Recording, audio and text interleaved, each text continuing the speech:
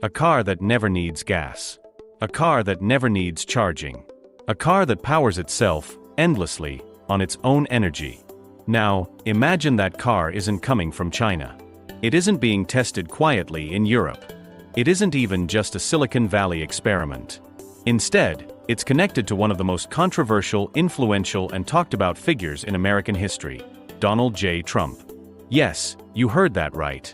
A self-powered car with Trump's name on it. A machine that could completely transform how cars are built, sold, and used in the United States. A bold move that could rip apart the current auto industry, shock the oil market, and rewrite America's manufacturing future. So why is this car being called a game changer for USA production? Why now? And what makes it so different from Elon Musk's Teslas, or the countless EV prototypes we've been hearing about for years?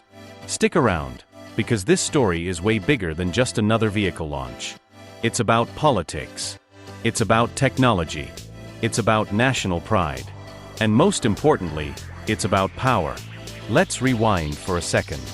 The auto industry in America has always been more than just cars.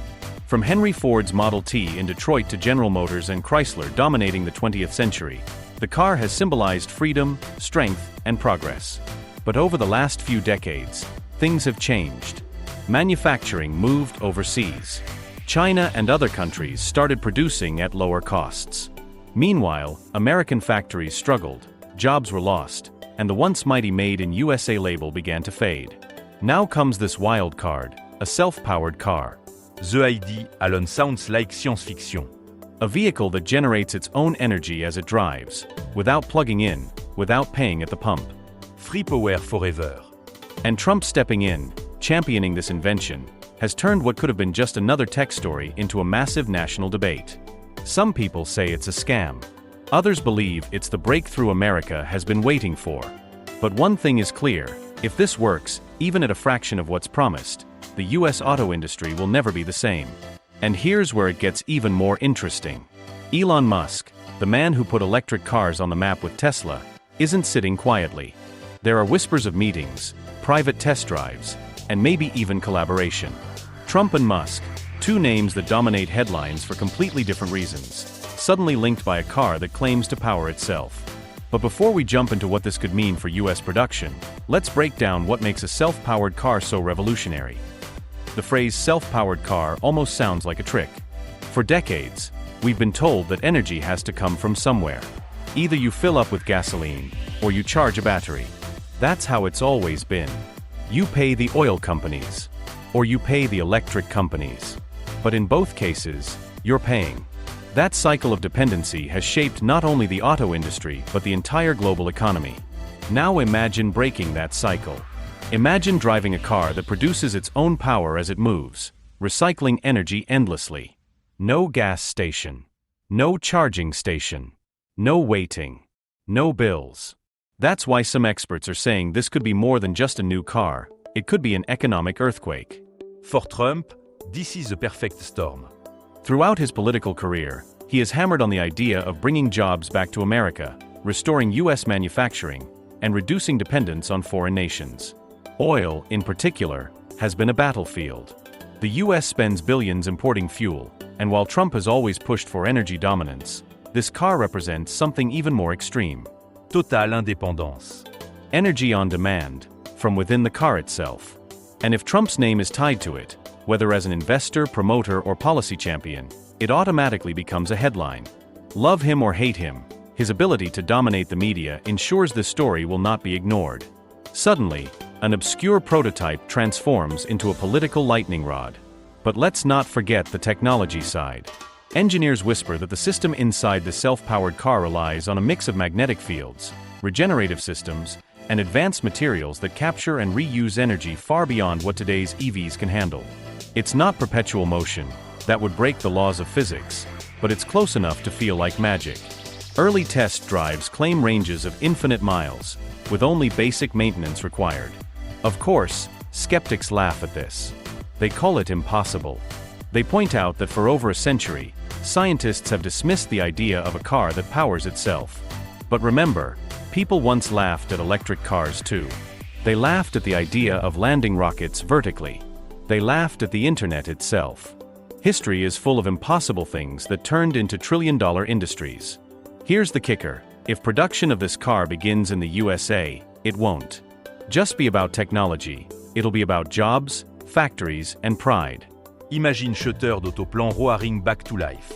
Imagine thousands of workers in Michigan, Ohio, and Pennsylvania building not just cars, but cars that never need fuel. That's why the phrase game changer isn't hype. It's a direct challenge to the very structure of America's economy. And Trump knows this. He knows that nothing sells better than hope mixed with controversy. His speeches have already teased this vision: America leading the world again, not by following China's EV model, not by depending on OPEC, but by unleashing a new kind of car that nobody thought possible. Then there's Elon Musk, the billionaire engineer, the face of Tesla, SpaceX, Neuralink. He has spent years pushing the boundaries of technology. If Trump represents political force, Musk represents technological genius. The idea of them even being in the same room over a self-powered car sends shockwaves through both political and tech communities. Some insiders claim Musk has already tested a version of the car. If true, and if Musk puts his support behind it, that's not just validation, that's ignition. Suddenly, Tesla could pivot. Factories could adapt. And America could move faster than anyone else on Earth. But here's the twist. While the public debates whether this is real or fake, investors are quietly circling. Venture capitalists, Wall Street banks, even foreign governments, they all want in. Because even if the car doesn't work exactly as advertised, the mere perception of a breakthrough could create billions in new markets. And whoever controls production controls the future. This is where things get serious. Production in the USA means more than just economic revival. It means geopolitical leverage. Imagine America producing millions of cars that never need gas or charging. Oil demand collapses. Electric grid shift. Entire industries crumble. Countries that once controlled energy prices suddenly lose their grip. And in their place, America, once again leading the world with something nobody else can match. But will it really happen? Can the self-powered car actually move from prototype to production line? That's the billion-dollar question. And the answer will decide not just Trump's legacy, but the future of the American auto industry itself. To understand why this car could rewrite the future of American production, we need to step back and look at how the US auto industry got here. For over a century, America was the beating heart of car innovation. Ford's assembly line changed the world. Chevrolet and Dodge became household names. The industry didn't just make cars, it made America. Cities grew around factories. Highways stretched across states. Families built their futures on wages from auto plants. But over time, things shifted. Globalization kicked in. Companies realized they could produce cars more cheaply overseas. Labor unions weakened. Politicians debated tariffs and trade, but the jobs kept leaving. By the 1990s and early 2000s, America's auto dominance was fading. Meanwhile, Japan, Korea, and eventually China started producing cars at massive scale, challenging Detroit's crown. When Tesla entered the scene, it gave the US a chance to reclaim leadership. Elon Musk made electric cars cool, fast, and desirable.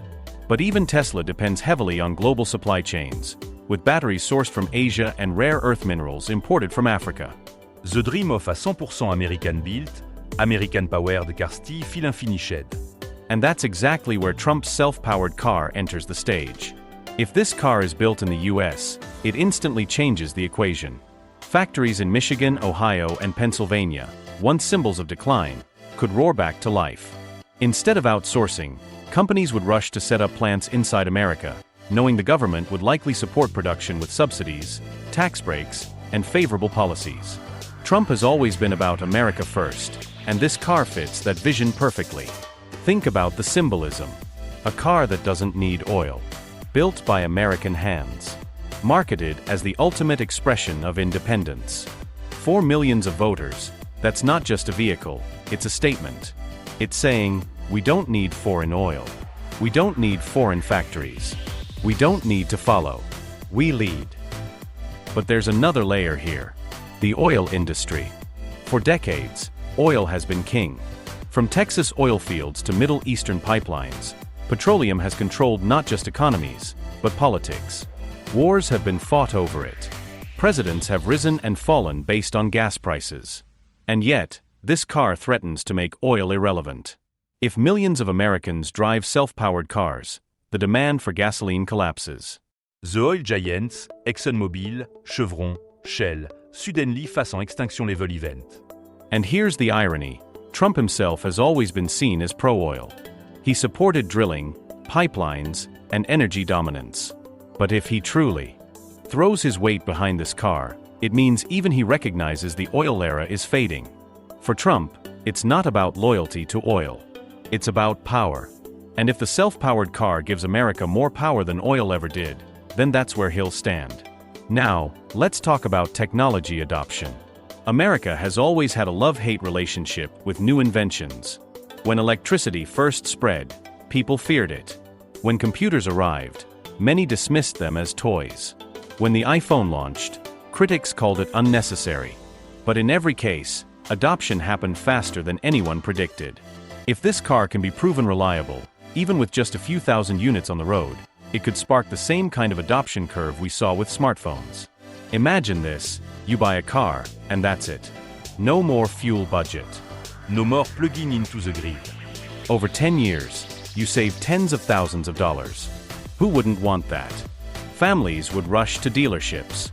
Ride-sharing companies like Uber and Lyft would immediately convert. Delivery fleets would switch overnight. Even trucking, America's backbone, could be transformed if the tech scales up. But here's the catch. Every new technology face résistance. And this one has enemies lining up from all directions. Oil companies will fight it. Utility companies will fight it. Foreign automakers will fight it. Even within America, politicians tied to traditional energy will call it a fraud. That's why Trump's involvement matters. With his political weight and media influence, he can shield the project long enough for it to gain traction. And what about Musk? Let's not forget, he's not one to step aside. If Trump's self-powered car threatens Tesla, Musk has two choices: fight it or join it. History suggests he'll join. Musk has never been afraid to pivot. If the tech works, he'll integrate it into Tesla's ecosystem, making his cars not just electric, but self-powered. That combination would be unstoppable. This is why production inside the US is critical. If the first wave of self-powered cars rolls out of American factories, it locks in America as the epicenter of the revolution. Other nations will scramble to catch up, but by then, the patents, the supply chains, and the infrastructure will already belong to the US. And in global economics, timing is everything. The first mover usually wins. Soy Rouillard. A controversial political figure. A visionary entrepreneur. A technologie d'être promise infinite power. And an economy desperate for revival. This isn't just a story about cars. It's a story about identity. About whether America can still shock the world the way it once did. And if this car is real, if it actually hits production, it won't just be a game changer. It will be the start of a new chapter in American history.